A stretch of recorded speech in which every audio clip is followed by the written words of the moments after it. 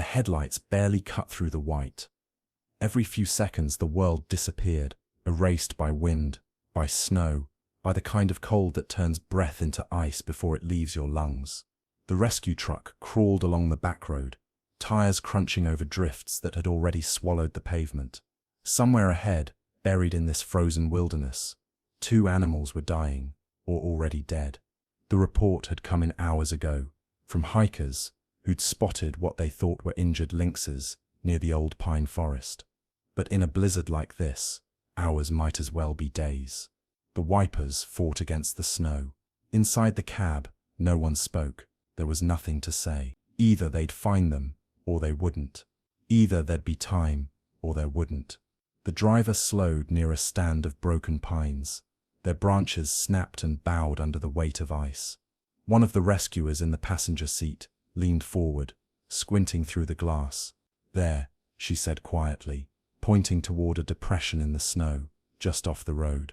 2 shapes, small, motionless, pressed together so tightly they looked like a single dark mass against the white. The team moved quickly, but carefully. Boots sank deep. The wind tore at their jackets. When the lead rescuer knelt beside the hollow, her breath caught. She'd done this work for years, pulled animals from ditches, from traps, from the edges of highways, but something about this moment felt different. Sacred, almost. The 2 bobcats were curled into each other, one lying protectively over the other, her body curved like a shield. Frost clung to their fur in delicate crystals. Their eyes were closed. For a long, terrible moment, she thought they were too late. Then she saw it. The faintest rise and fall of ribs, a shiver so small it was almost invisible. She reached out, her gloved hand hovering just above the larger female's back. "They're alive," she whispered, and the words felt like a prayer. They worked in silence, lifting the bobcats with practiced gentleness, wrapping them in thermal blankets that had been warming inside the truck. The female's body was rigid with cold, her muscles locked in place, but even as they moved her, she didn't release her grip on the smaller one beneath her. It took 2 people to separate them, and even then the female twisted in the blanket, grunting softly, her eyes still closed, but her body searching. "Easy," one of the rescuers murmured, though he wasn't sure if he was talking to the bobcat or to himself. "We've got you now." They placed them into separate carriers lined with heated pads, the kind used for newborns. Through the mesh, the larger female continued to shift, her breathing labored and uneven. The smaller bobcat, a male, leaner and younger, lay still, his sides barely moving. But he was breathing. They both were, against every odd, against the cold and the hunger and the hours they'd spent in that frozen hollow, they were still breathing. The truck turned back toward the center, the heater roaring, the world outside still lost to the storm. In the back, one of the rescuers sat between the 2 carriers, watching. The female bobcat's eyes had opened now, just slits, glazed and unfocused, but she was looking toward the other carrier, her body tense beneath the blanket. She made a sound, low and guttural, something between a growl and a whimper. "She won't settle," the rescuer said quietly into her radio. "She keeps trying to get to him, just keep her warm," came the response. "We're 10 minutes out." But the female wasn't settling. Her sides began to heave, her breathing growing faster, more labored. The rescuer leaned closer, frowning. It wasn't the cold, it wasn't distress, it was something else, something rhythmic, purposeful. "Wait," she said, her voice rising slightly. "Wait, I think." The bobcat's body contracted, a visible ripple moving through her abdomen. Her legs kicked once against the blanket, and she let out a low, guttural cry that had nothing to do with fear. The rescuer's eyes went wide. "Oh my God," she breathed. "She's in labor." The radio crackled. "Say again." "She's pregnant. She's in labor. We need to move, now." The truck accelerated, but there was no outrunning what was already happening. Inside the carrier, the female shifted again, her body curling inward, instinct taking over even as exhaustion pulled at her. She had been starving, she had been freezing, she had been pressed into the snow with nothing but her own warmth to offer, nothing but her own heartbeat. to promise that the world wasn't over yet. And now, somehow impossibly, she was preparing to give life. The rescuer's hands hovered over the carrier, unsure whether to intervene or to witness. Outside, the blizzard raged. Inside, the heater hummed.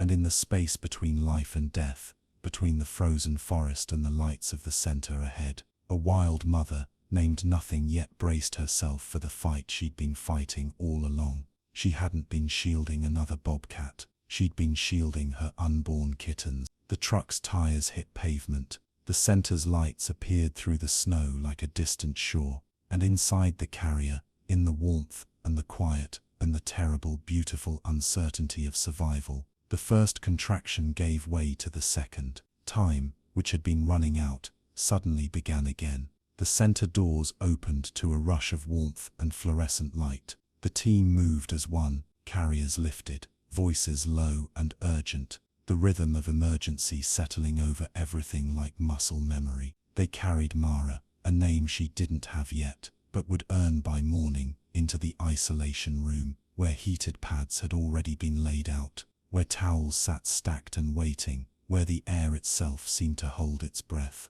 She was placed gently on the padded surface, still wrapped in the thermal blanket. Her sides heaved with contractions now, visible and relentless. The smaller male was taken to an adjacent enclosure, close enough that he could see her through the mesh, close enough that his low, anxious chirps filled the silence between her labored breaths. No one spoke. There was nothing to say that would change what was already unfolding. Mara's body contracted again, harder this time, and she let out a sound that was part growl, part cry, wild and raw and utterly beyond human understanding. One of the rescuers knelt beside her, not touching, just present, whispering words that weren't meant to be understood but offered anyway. The vet moved quietly, checking vitals, administering fluids through a subcutaneous line, doing everything that could be done without interfering with what nature had already set in motion. Minutes stretched. The room smelled of antiseptic and wet fur,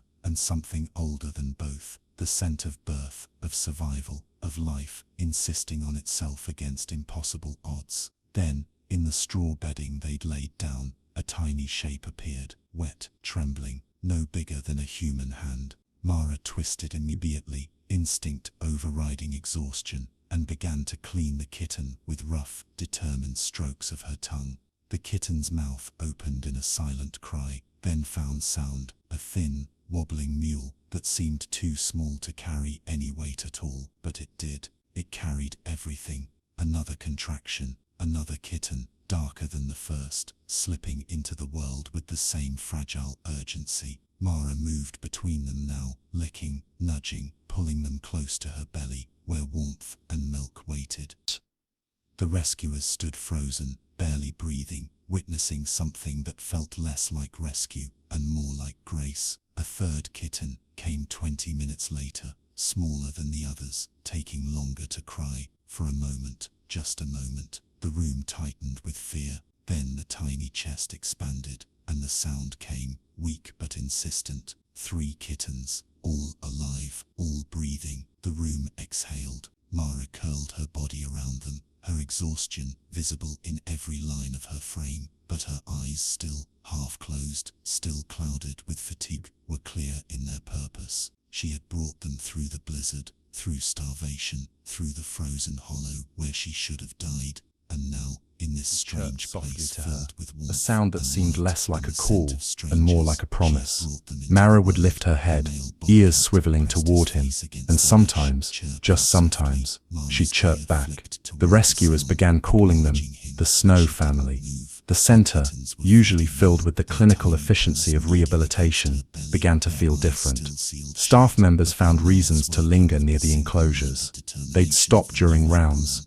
One not of to the check rescuers vitals or pointed, record eyes data, to the back but of her simply to hand. watch. Another stood To see with Mara arms teaching her crossed, kittens to jaws stalk a tight, dragged saying feather, nothing, their because tiny there was bodies nothing to crouching with say. an They'd instinct older arrived than on thought. time, To barely, see them by scatter minutes and later. hide By when a grace, door closed too certainly, loudly, she'd been their mother's seconds from body death, instantly yet alert, somehow she positioned was between life. them and the sound. Wild, always wild, even here.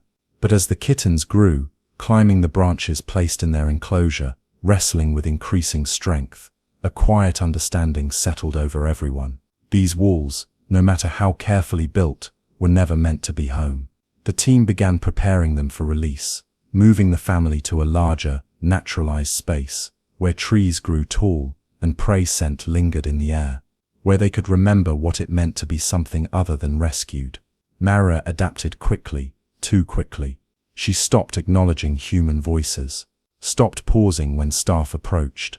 Her gaze, when it met theirs now, held something that wasn't mistrust, but wasn't gratitude either. It was clarity, understanding, a wildness that had never left, only waited. One afternoon, a keeper stood outside the enclosure, watching Mara groom one of her kittens with long, deliberate strokes. The kitten squirmed, trying to escape toward a butterfly that had drifted through the mesh. Mara pulled it back, firm but gentle, teaching patience, teaching focus, teaching survival. The keeper's throat tightened. She'd been doing this work for years, had released dozens of animals back into the forest. But this felt different. This felt like watching something she was never supposed to see. Some bonds aren't meant to be broken, only honored. Spring came quietly, melting the last of the snow that had nearly claimed them. The forest that had been white and silent was now green and alive, filled with birdsong and the rustle of new growth. The rescue truck made its way up a narrow logging road, climbing toward a ridge that overlooked miles of unbroken wilderness. Inside the carriers, the Snow family waited. The truck stopped. The engine went silent. For a moment, no one moved. Then the doors opened, and the air rushed in, rich with pine and earth and freedom. The carriers were placed gently on the ground, their doors unlatched, but not yet opened. The team stepped back, giving distance, giving respect. Mara emerged first. She paused at the threshold, her body tense, every sense reaching into the world beyond. Her head lifted, nostrils flaring, as she read the wind. Her ears swiveled, catching sounds too distant for human hearing. Behind her, 3 young bobcats waited, pressed close together, their eyes wide with something between fear and wonder. She looked back, once, not at the rescuers, but past them, toward the male who was stepping carefully from his own carrier. He chirped softly, a sound they'd all heard 100 times through mesh and metal. She answered, just once, then turned toward the forest. The kittens followed, tumbling over roots and rocks, their legs stronger now, their movements certain. The male brought up the rear, his smaller frame disappearing into the underbrush with practiced ease.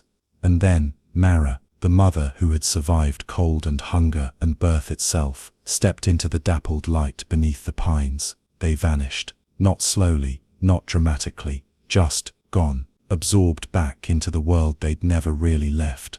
The rescuers stood in the clearing, the empty carriers at their feet, the forest breathing around them. Someone wiped at their eyes.